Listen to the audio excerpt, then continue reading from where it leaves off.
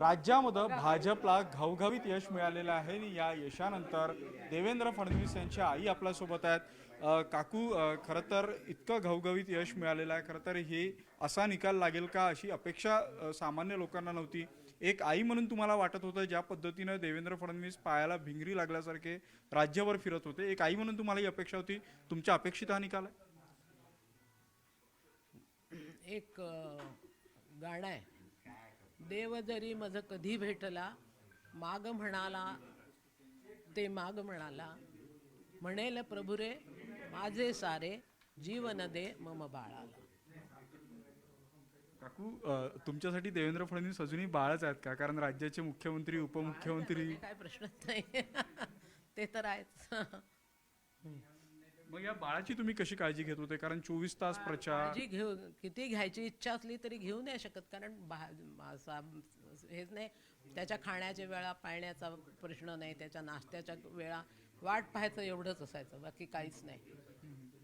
पण रात्री केव्हा तरी उशिरा आला तरी पण मी कधी झोपलेली नसायची. एकदा त्याला पाहिलं की हा आला घरी की मग मी झोपायचे. त्याला यायला म्हणजे सुरुवातीपासूनच खूप उशीर होत होता. ह्या टेन्युअरमध्ये त्यांनी खूप मेहनत पण घेतली आणि मुंबईचे लोक आपल्याला ॲक्सेप्ट नाही करत ना जास्त, विदर्भातले, नागपूरचे. तर त्यांनी पण त्याला सगळ्या म्हणजे त्याची कॉन्स्टिट्युएन्सी जरी नागपूर असली तरी मुंबईत आता 5 वर्ष झाले आम्ही आहोत. तर मुंबईच्या लोकांनी पण त्याला छानपैकी ॲक्सेप्ट केलेलं आहे. त्यांनाही माहिती आहे की हा खूप साधा आणि सरळ माणूस आहे आणि मेहनती माणूस आहे, हुशार माणूस आहे.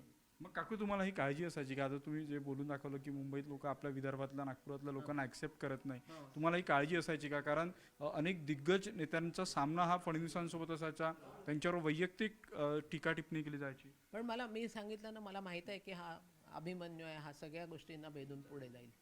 त्यामुळे मला खूप काळजी नाही वाटली कधी.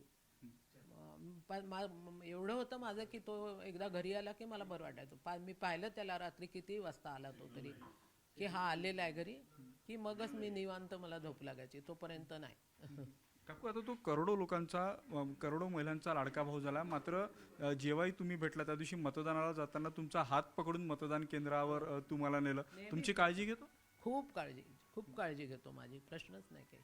अतिशय सगळ्या गोष्टी, एवढंही काही असलं तरी मला जर काही झालं तर स्वतः डॉक्टरांना फोन करेल, डॉक्टरांशी बोलेल, काय झालं आहे आईला, कसं काय, तुम्ही काय म्हणता, काय द्यायला पाहिजे, काय खूप काळजी घेतो माझी, प्रश्नच नाही काही. काकू, मग आता तुम्ही त्यांना काय पाहता? म्हणजे आता जे ज्या काही जागा मिळतात त्यानुसार आता त्यांनी मुख्यमंत्री व्हावं अशी कार्यकर्त्यांची इच्छा आहे. एक आई म्हणून मुख्यमंत्री व्हावा म्हणजे होणारच आहे, मला तर 100% माहिती आहे होणार आहे. मुख्यमंत्री तर होणारच आहे, काहीच प्रश्न नाही.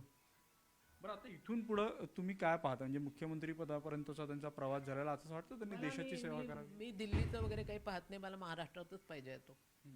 चांगल्या माणसांनी महाराष्ट्राची सेवा करावी ना, आपला महाराष्ट्र मोठा करावा, महाराष्ट्राचं उज्ज्वल नाव करावं, कशाला दिल्लीत जायचं.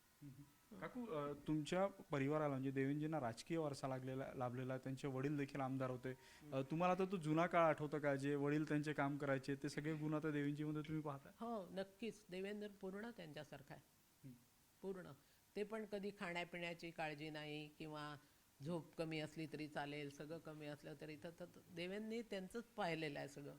देवेंद्रमध्ये पूर्णपणे ते उतरले आहेत. नक्कीच आपण वेळ दिला काकू, खूप खूप धन्यवाद. व्हिडिओ जर्नलिस्ट प्रशांत मोहिते सह, उदय दिमांडे, न्यूज 18 लोकमत, नागपूर.